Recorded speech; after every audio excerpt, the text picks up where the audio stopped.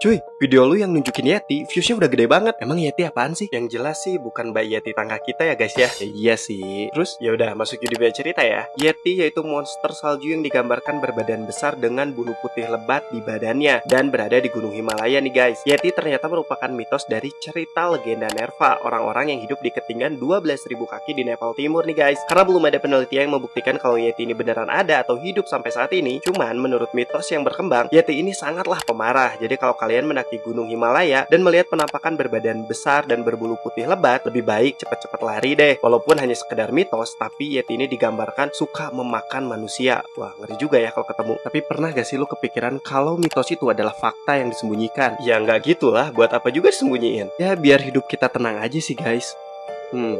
Iya juga sih. Oh iya, mau bahas apa lagi nih? Komen di bawah ya. Oh, guys, bahas konspirasi anime Maruko katanya. Oh, anime bocah bulat. Ya udah, masuk video cerita ya. Sakura Momoko atau lebih dikenal dengan Maruko yang secara harfiah dalam bahasa Jepang berarti anak yang bulat nih guys. Ternyata memiliki sebuah konspirasi yang telah menjadi urban legend di para penggemarnya. Kalau kalian perhatikan, Maruko memiliki teman yaitu Tama-chan, gadis kecil berkepang dua dengan kacamata, dan satu lagi Yumiko-chan. Namun seiring berjalannya waktu, Yumiko-chan sudah tidak pernah muncul lagi dalam anime ini. Yang dipercaya nih, kalau Yumiko-chan ternyata bunuh diri akibat perundingan atau pembulian di sekolahnya. Akhirnya sang penulis mangaka Sakura Momoko membuat Yumiko-chan menghilang dari anime ini. Oh iya, sang penulis manga Sakura Momoko juga meninggal muda kalau dibandingkan dengan rata-rata usia Jepang loh guys. Dia meninggal di usia 53 tahun tepatnya pada 2018. Oh, jadi yang tragis itu temennya si Maruko. Aku kira si Maruko-nya. Oh iya, ini ada satu lagi katanya kenapa ayahnya Maruko itu bisa punya mobil padahal nggak kerja. Ngepet gak sih cuy? Ya enggak lah, masa iya ngepet? Intinya si ayah Maruko ini tuh dapat undian yang berhadiahkan mobil. Udah gitu aja. Walah, aku kira di Jepang ada yang ngepet. Oh iya cuy, udah ini bahas apa lagi ya? Komen di bawah ya. 30 September.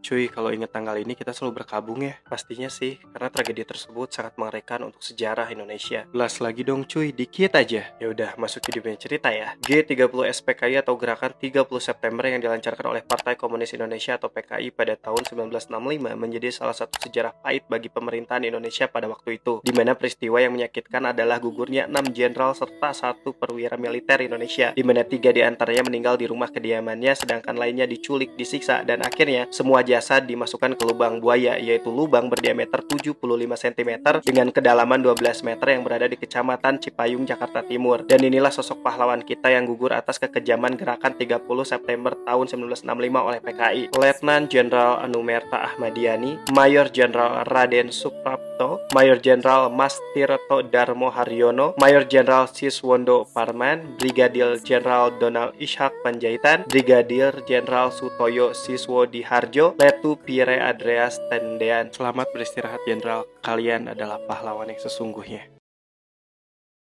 Wewe Gombel. Wewe Gombel bukannya yang cuy, alangkah lebih baiknya kami yang jelasin ya.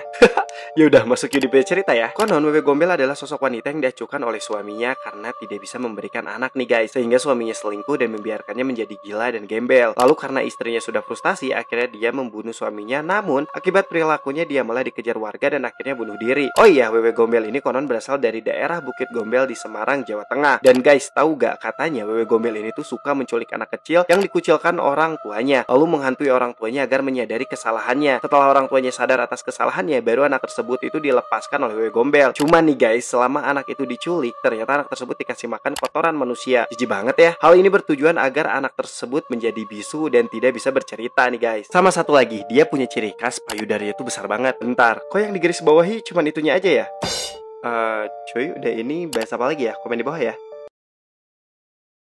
Kemarin bahas Yeti, sekarang Bigfoot. Cuy, bisa kan? Gas lah. Ya udah, seperti biasa, masuk Yudi punya cerita. Bigfoot digambarkan sebagai primata dengan tinggi berkisar antara 6 hingga 15 kaki atau 2 hingga 4,5 meter. Lalu berdiri tegak dengan 2 kaki. Makhluk berbulu hitam legam ini juga disebut bau busuk loh guys, dan bergerak tanpa suara namun mengeluarkan teriakan bernada tinggi. Jejak kaki Bigfoot diklaim memiliki panjang 60 cm dan lebar 20 cm. Oh iya, penjelajah Inggris David Thompson disebut sebagai orang pertama yang menemukan petunjuk keberadaan Bigfoot pada tahun 18 11 setelah menemukan satu set jejak kaki makhluk itu. But guys, bukti nyata Bigfoot ternyata belum bisa dibuktikan hingga saat ini. Walaupun sudah banyak orang yang mengklaim dirinya menemukan Bigfoot, ternyata kebanyakan itu adalah hoax atau hanya sekedar prank aja sih. Tapi cuy, kalau misalkan tiba-tiba ada yang ngeprank jadi Bigfoot dan kita lagi kemah di pegunungan, ya serem juga kan? Yang lebih serem itu ketika kita anggap itu prank, ternyata itu Bigfoot beneran. Gimana? Iya ya. Oh iya cuy, udah ini bahas apa lagi ya? Komen di bawah ya.